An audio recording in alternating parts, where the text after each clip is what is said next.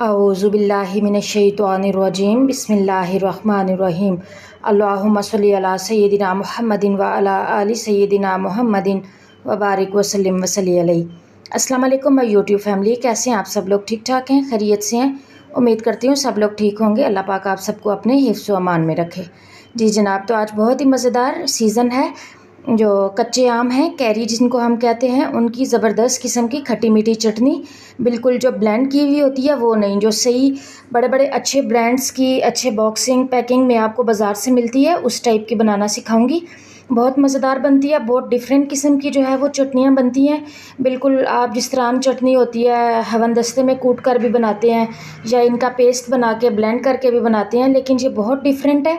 आप इनको बहुत तरीके के साथ, बल्कि दोपहर में रोटी के साथ अगर ये लें और साथ ज़बरदस्त किस्म की नमकीन लस्सी हो तो खट्टी मीठी ये चटनी होती है तो बहुत मज़ा आता है खाना खाने का। तो सीज़नल जो होता है फ्रूट, उसको ज़रूर इस्तेमाल किया करें जैसे ही वो स्टार्ट होता है।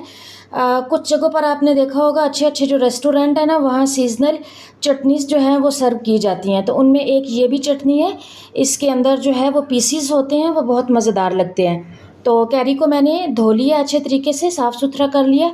इन सबको छील लेते हैं सबसे पहले, फिर बताती हूँ आगे नेक्स्ट स्टेप क्या है। जी गाइस, तो ये देखें, इनको मैंने कर लिया है साफ़, बिल्कुल ऊपर से छील के। इस तरह आपने जो है ना ऊपर से जो गूदा होता है, अंदर की गुठली जो है वो निकाल लेते हैं। असल में मेरे पास आज हेल्पर नहीं है वीडियो बनाने के लिए, तो मैं ख़ुद बना रही हूँ, इसलिए थोड़ा जो है ना कुछ भी इसमें से मिस ना हो जाए।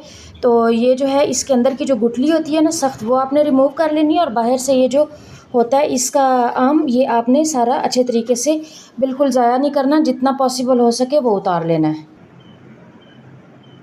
ठीक है, तो ये देखें, इस तरह मैंने इनके बिल्कुल बारीक थिन जो स्लाइस हैं वो कट कर लिए हैं। तो इसको अब हम एक पैन में डालते हैं। देखिए, एक मेरे पास पैन आ गया, इसके अंदर हम शिफ्ट करते हैं।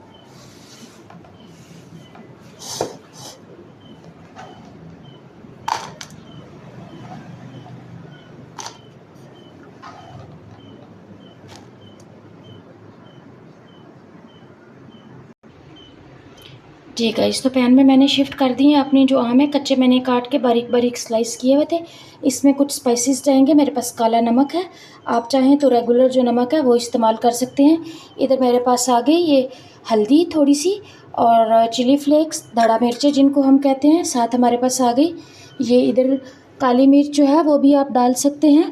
और आप अगर चाहें तो सुर्ख मिर्च का पाउडर भी ज़्यादा स्पाइसी करना चाहें तो डाल सकते हैं, लेकिन मैंने वो नहीं डाला। मैं बहुत ज़्यादा जो है वो नहीं डालूँगी मिर्चें। कलवंजी आ गई, सौंफ आ गई, इधर हमारे पास सफ़ेद ज़ीरा आ गया, ये हमारे पास खुश्क धनिया आ गया, साथ हमारे पास ये जनाब हल्की सी गरम मसाला है, और साथ हमारे पास राई दाना ये आ गया। अजवाइन मेरे जहन में नहीं रही वो, और काली मिर्च जो है वो मैं थोड़ी सी शामिल करती हूँ। जी गाइस, तो पैन मैंने ऑन कर दिया है। इसमें शामिल करूँगी सिर्फ 1 या 2 टेबलस्पून मैंने ऑलिव ऑयल डाला है। मस्टर्ड ऑयल में बना लें या रेगुलर जो कुकिंग ऑयल होता है आप उसमें भी बना सकते हैं। ये नहीं सोचिएगा कि बहुत ऑयली हो जाएगा, नहीं। तमाम स्पाइसेस जो हैं वो हम शामिल करते हैं इसके अंदर।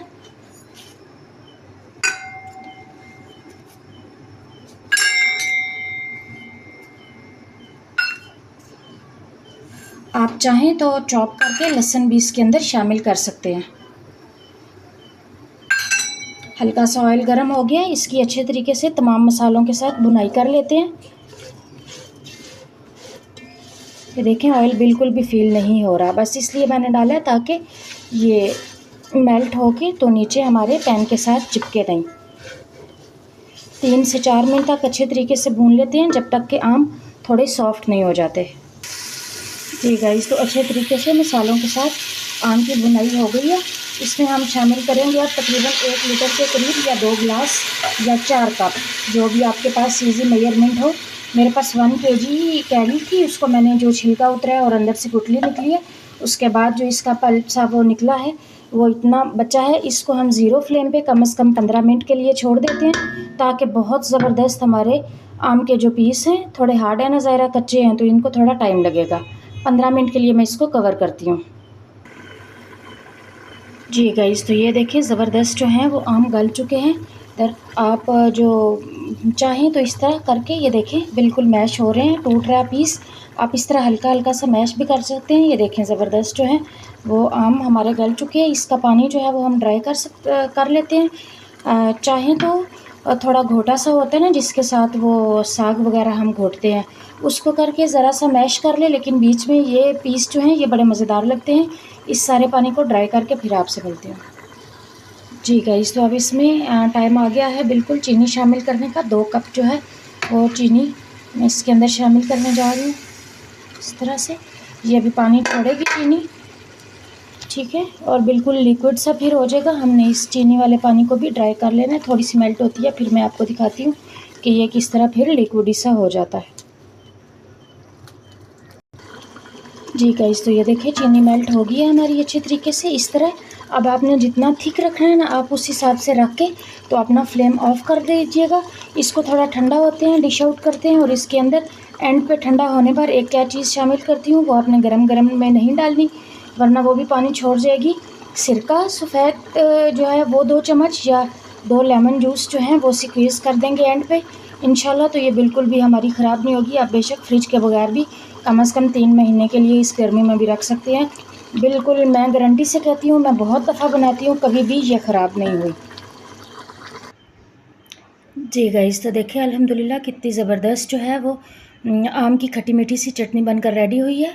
चैनल को लाइक शेयर सब्सक्राइब ज़रूर किया करें। वीडियो अगर अच्छी लगे तो कमेंट ज़रूर किया करें। मिलेंगे इंशाल्लाह नेक्स्ट किसी अच्छी सी रेसिपी के साथ। तब तक के लिए अल्लाह हाफ़िज़ निगहबान।